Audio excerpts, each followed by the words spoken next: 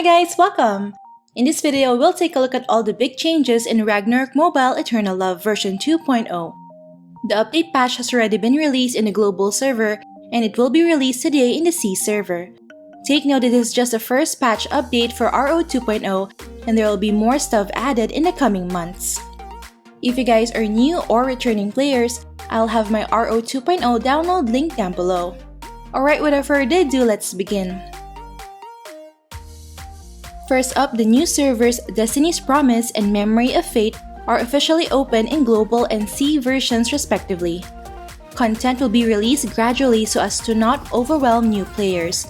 The scheduled weekly events are as follows.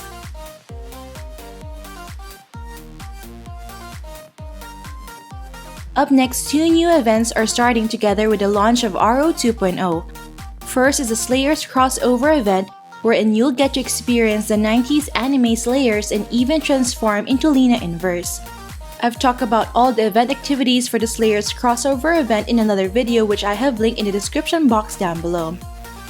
The other event is called an Encounter Fruit Time, which is available for adventurers in the new servers. We'll talk about it in a separate video, so stay tuned for that. Up next, we have the opening of the new major city Eclage, including the new farming areas Time Garden and Floating Star Rock. We've already explored this new region along with the new monsters, cards, headwear blueprints, and materials that they drop in one of my previous videos. If you haven't watched that yet, I have the video link down below. Up next, the introduction of the new city Eclage also comes with new quests. First, we have the main story quest Oath of Light and Stars, which starts in Frontera at base level 150. You can review your progress in the Quest Manual tab, wherein you can also see the rewards you'll obtain, such as a variety of headwears, a fairy-themed costume, and a cool new mount. Second, there will also be a new series of anecdote quests which you can explore starting at base level 15, wherein you'll learn about the legends and myths in Eclage. And the last is the new series of Singra Master Box Quest, which is available at base level 150. You'll get unique Eclage fashion headgears after quest completion. Up next, we have the opening of the Imperial Cryptura Academy, which is a new starting point for players in RO 2.0. This new feature provides new and returning players better guidance in understanding the basic game mechanics. There's also a new growth system called Graduation Manual, wherein you can complete challenge goals to obtain generous rewards. I've already made a guide about the Academy and the new growth system in another video which I have linked in the description box down below. In addition, the HP and other stats of monsters in Luyang and Wasteland maps have been reduced to make farming easier for the graduates of Cryptura Academy. Up next, the much-awaited Ninja Job class is finally in RO 2.0. I have talked about the Ninja class in my Preparing for Ninja class series, which I have linked down below. Please do watch this series to learn more about the free ninja builds and the stats, skills, runes, equipment, and cards you need to build a ninja character. Up next, the maximum base level has been raised to level 170. Enhancement of equipment and headwears will also increase to 170. In addition, the fourth job will be available after the third job reaches level 60. After getting into fourth job, the third job level can be continued to 80. Up next, we have the implementation of the offline battle mode, which will make the AFK farming more convenient for players. Any character under the same account that purchases premium for the first time in a calendar month can receive the 31-day offline battle certificate, and this pass is applicable to all characters under the same account. You can find the offline battle function by clicking on the Auto Battle button on the bottom right of the main interface. You may choose targeted monsters and set duration for offline battle. After activation, you'll be logged out of the game. You cannot log in to other characters within the same account while offline battle is activated. Force log in to other characters will disable the ongoing offline battle. When you log in the game, there will be a notification displaying the items received by the character during offline battle in the character selection interface. Up next, several game features have a fresh new look. First, the user interface has been optimized, bringing a fresh and brighter visual experience that will help players adapt to the game environment with ease. You can easily switch between 3D, 2.5D, and lock visual modes, and use facial expressions in the main UI. Second, the character creation screen has been completely changed, wherein it shows the different 4th job classes riding a carriage. It presents a more refined job class detail, which will help new players choose a class suitable for their own playstyle. And third is a major renovation on Frontera, wherein the map became bigger and brighter. There will also be a 25% movement speed buff added when riding a mount in Frontera and other main city maps. This can be combined with other speed increasing effects. Up next, we have the new Ancient Relic system, which grants powerful stats and effects. This function can be accessed at base level 140, wherein you need to finish the quest from Rowan NPC at Frontera. We'll talk more about this in a separate video, so stay tuned for that. Up next, we have the new solo map dungeon called Palace of Beauty. This can be accessed at base level 150 after finishing the Distant Call quest. You can use the Gate of Yalfu located north of Flowery Land to enter the Palace of Beauty. Inside the dungeon, you'll need to solve strange puzzles and defeat violent monsters and MVPs to earn treasure chest rewards. All contents and rewards in the Palace of Beauty can only be claimed once, so there is no need to clear the dungeon weekly. You will meet Brooke in the Palace of Beauty, who will be your strong ally. Help her find her lost powers and upgrade her skills. During crucial moments, she can give you some most needed help. Up next, we have the addition of 2 new Revenant or Undead MVPs, which can be summoned in the field or in Niflheim Purgatory. First is Revenant Stormy Knight, which is of Undead element, Formless race, and large size. This is the card and head rate blueprint it drops.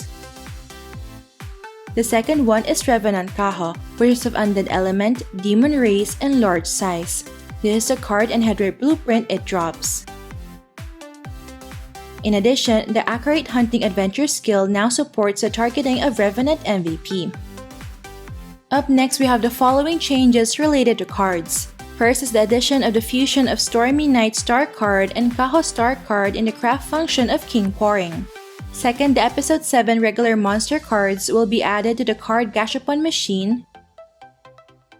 And third is the addition of Episode 7 mini and MVP boss monster cards to the combined fate function of King Pouring. Up next, 5 new pets are added in RO 2.0. First is Dull Devil, which is a 1-star pet that can be captured in the field using Rainbow Lollipop. It is dropped by the new MVP Seed of Idrisil in Endless Tower. Second is Mimi Monster, which is a 1-star pet that can be captured in the field using Vanilla Pudding. This is dropped by the new MVP Soul Player in Endless Tower, but can also be purchased using Colorful Shell. Third is a Skeleton Wanderer, which is a 2-star pet obtained by fusing Injustice and Dokebi. Fourth is Jack, which is another 2-star pet obtained by fusing Cube, Mimi Monster, and Whisper. Fifth and last is Edka, which is a 3-star pet obtained by fusing Yo-Yo, Dull Devil, and Medusa. When it uses the Wild Roar skill on an enemy, it will increase its master's physical and magic penetration by 10% for 4 seconds. It also has a Supreme Majesty's passive skill that has a 10% chance of granting Endure to its master for 5 seconds when attacking. Up next, there are 2 new pet adventure maps for Eclage, where you can get the new materials, cards, and headwear blueprints.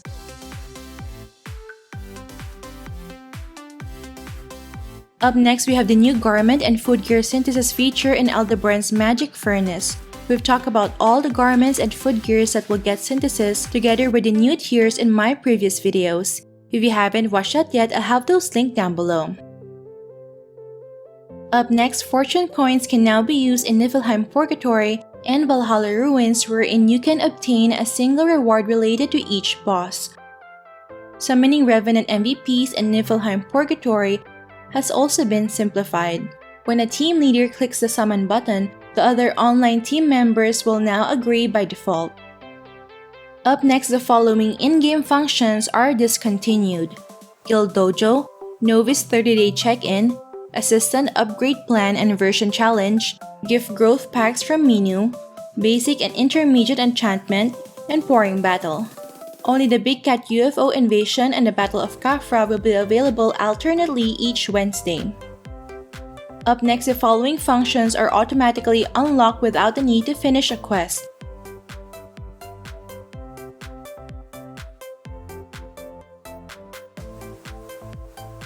In addition, a level 1 guild can now have up to 100 players. All guild facilities will also be unlocked by default except for Pouring Couch. Up next, aside from the removal of some unlocked quests, the following quest features have also been optimized. First is the new Display All Quests button in the mini-map.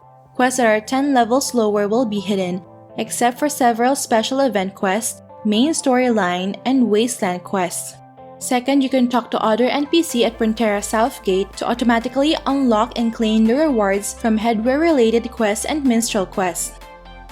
And third, the level required to accept the Balance of Soul and Glory of Rune quest has been lowered to base level 100, while the level required to unlock the Guardian in the Moonlight quest has been increased to level 130. Up next, the Mentor's qualification level has been adjusted from level 90 to 130, but the student's graduation level remains the same. If you already have a mentor but have not yet reached level 130 before the maintenance, you will still keep the mentor role. But if all mentor-apprentice relationships have ended, the mentor role will lapse. Up next, to ensure easier crafting of equipment, the following functions have been optimized. First, you can now use Rapid Craft in the Adventure Handbook to craft any equipment.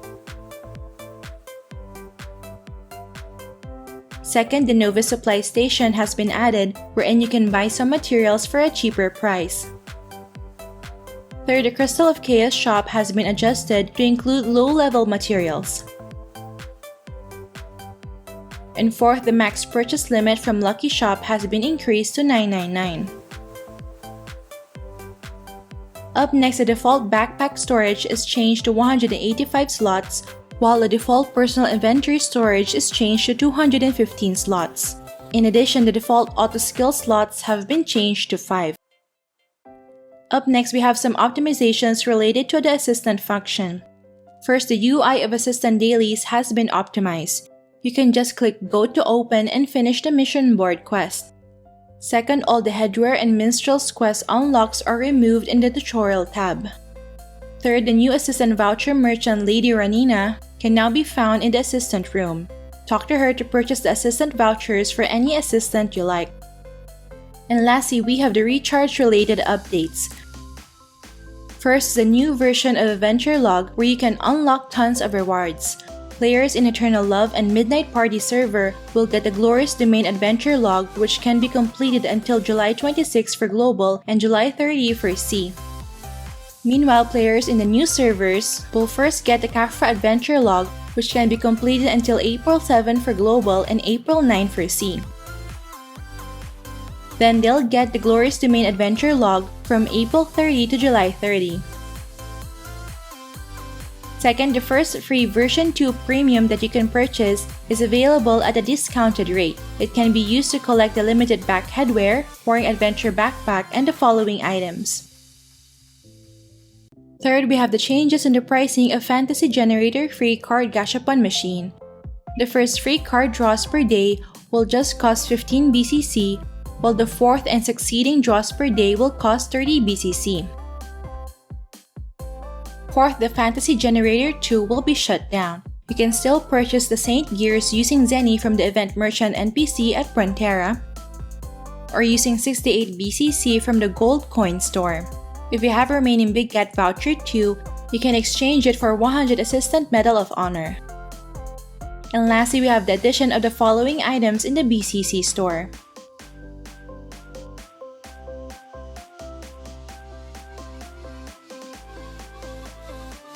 Alright, so far I've gone through all the changes coming in Ragnarok Eternal Love version 2.0. I'm really excited for this new version so that the new and returning players can come back and integrate into the game with ease. You can check the links down below for the full text patch notes and the download link to RO 2.0. Alright, that's it for this video guys. Don't forget to like if you enjoyed watching this guide. If you're new here, I would love for you to consider subscribing by hitting the red subscribe button down below. I would love to have you back. Thank you for watching and see you in our next episode.